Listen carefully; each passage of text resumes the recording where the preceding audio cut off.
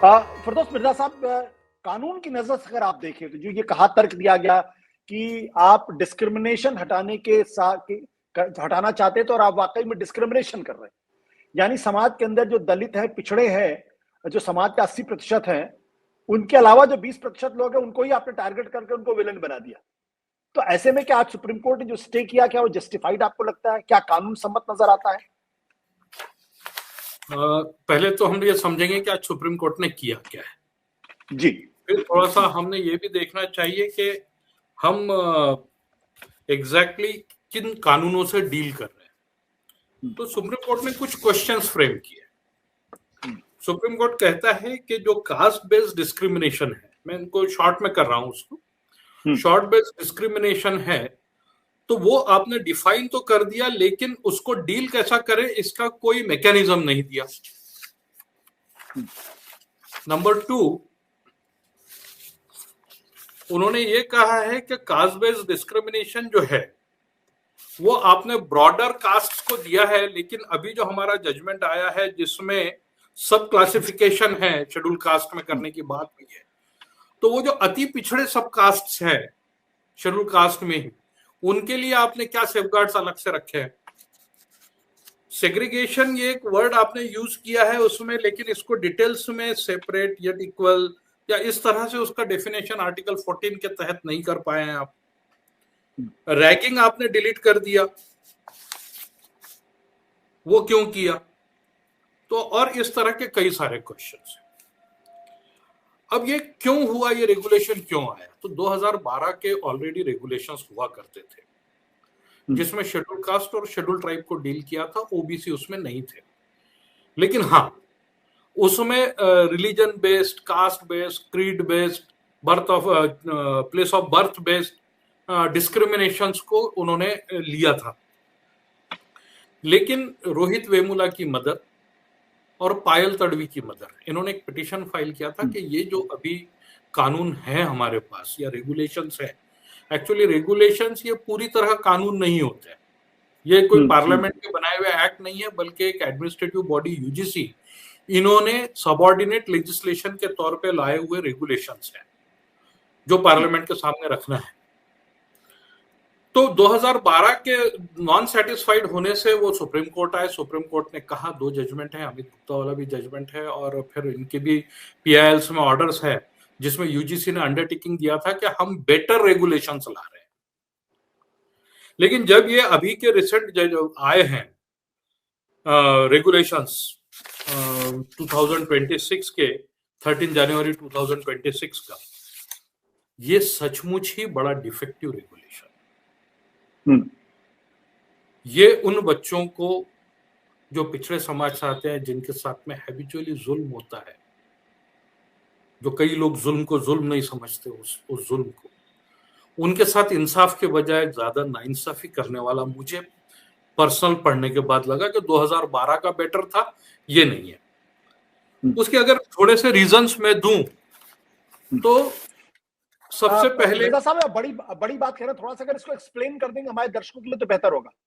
हाँ, सबसे पहले तो डिस्क्रिमिनेशन, ये जो शब्द है, इसकी जो व्याख्या की गई है, 2012 ने लिस्ट दिया था कि 1 2 3 4 5 चीजें अगर आप करते हो तो ये डिस्क्रिमिनेशन होगा। वो इन्होंने यहां से हटा दिया। इन्होंने कहा कि आप जाति पे कोई भेदभाव करते हैं, अब वो क्या भेदभाव होगा इसके कोई डिटेल्स नहीं है।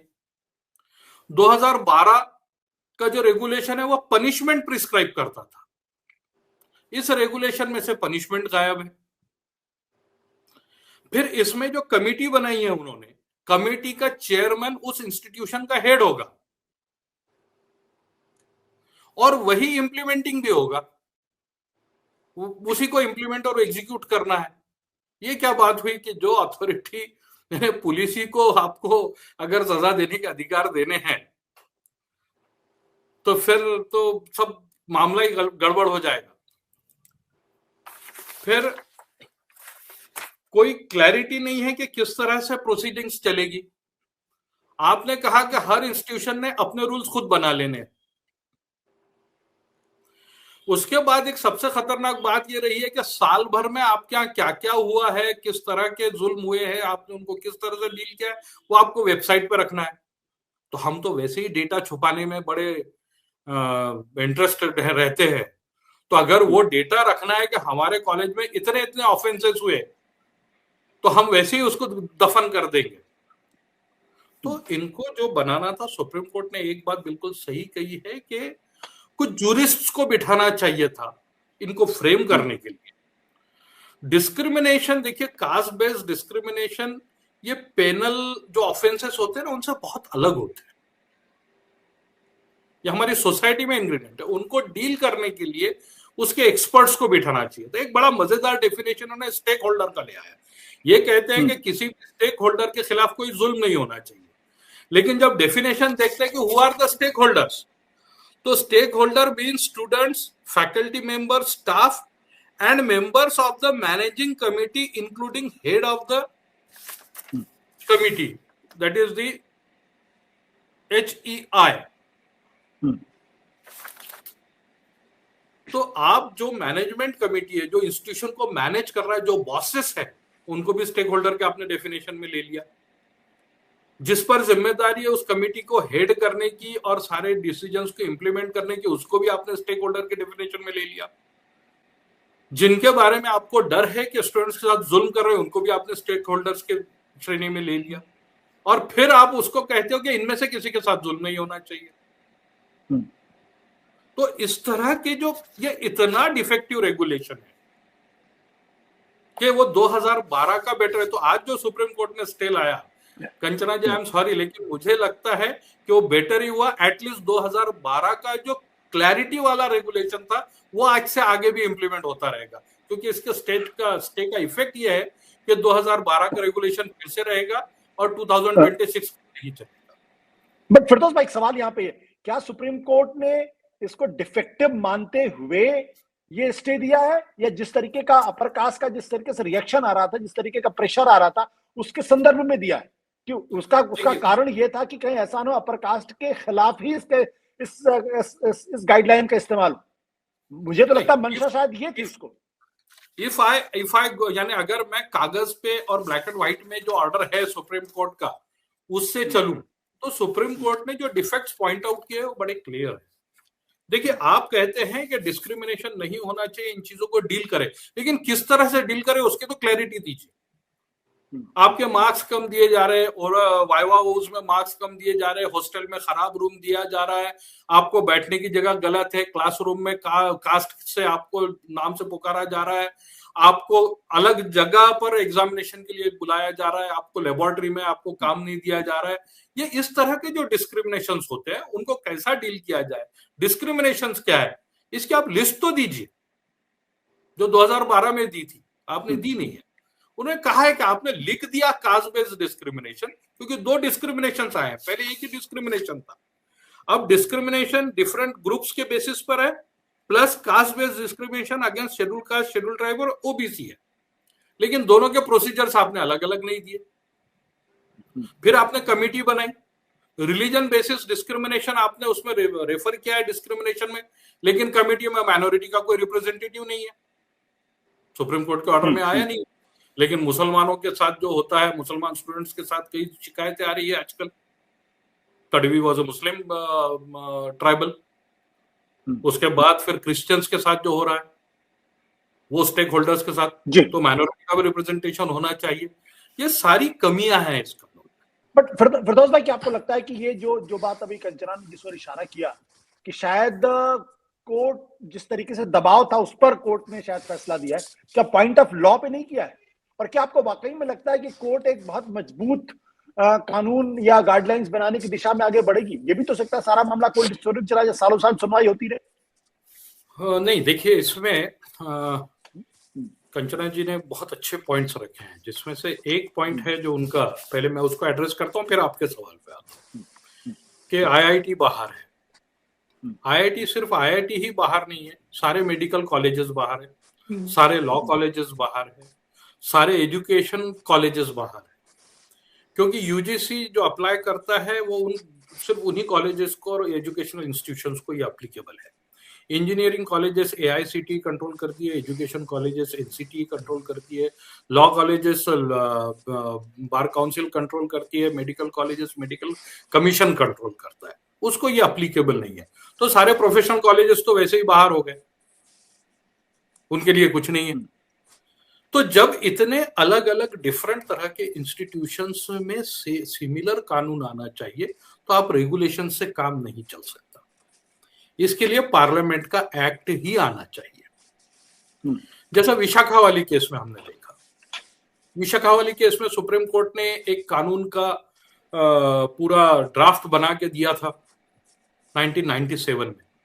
2013 में विशाखा के उसी गाइडलाइंस के बेसिस पर पार्लियामेंट में एक एक्ट आया, protection of women on work places act. उसमें सारी चीजें हैं, उसमें इंस्टीट्यूशनल एक्शन है, सर्विस रूल्स के अंडर पेनल है, प्लस पेनल एक्ट में पनिशमेंट्स भी है। हम चाहते हैं कि अगर आप ये एंटी डिस्क्रिमिनेशन लॉ लाना चाहते हो तो इस तरह से पार्लियामेंट से आए, जिसमें सर्विस लॉ भी हो, एजुकेशनल लॉ भी हो, प्लस जो पेनल प्रोविजन है IPC वाले, वो सारे इंक्लूड करके एक पुख्ता कानून आना चाहिए। अब जो कंचना जी का डर था, मैंने फिर वो डर उन्होंने जब बताया कि प्रेशर था सुप्रीम कोर्ट पे इसलिए ऐसा हुआ, तो सुप्रीम कोर्ट ने आज के ऑर्डर में जो पिटिशनर्स था उनका पहले आर्गुमेंट रिकॉर्ड किया।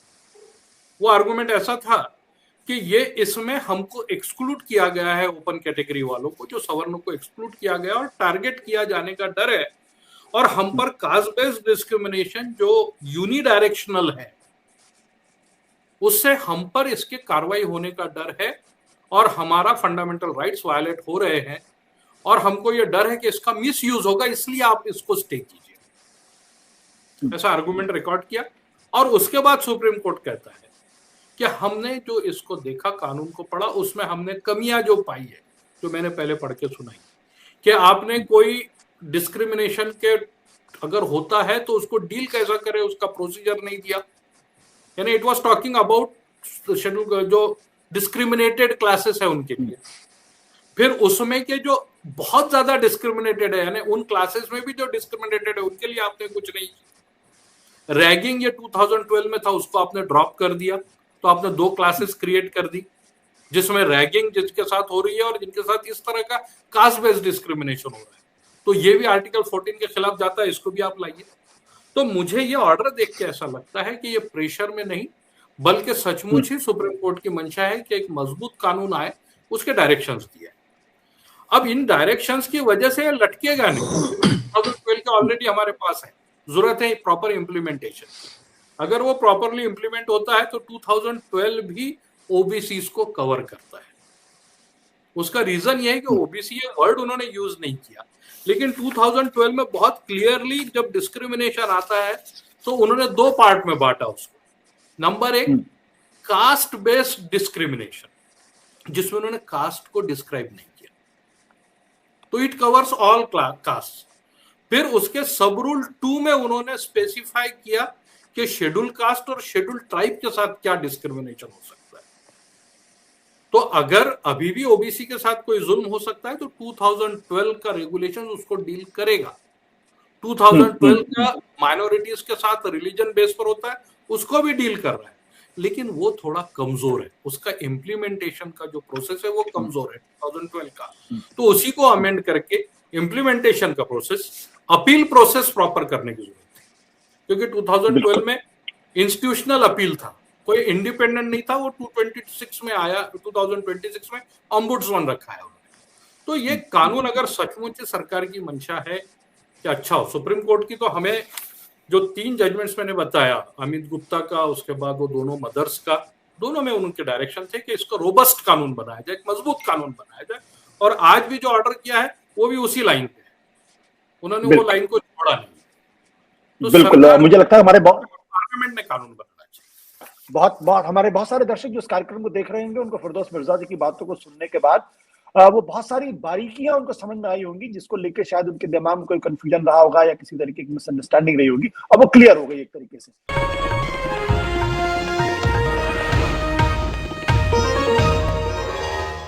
Copyright disclaimer. Under Section 107 of the Copyright Act 1976, allowance is made for fair use for purposes such as criticism, comment, news reporting, scholarship, and research. Fair use is a use permitted by copyright statute that might otherwise be infringing.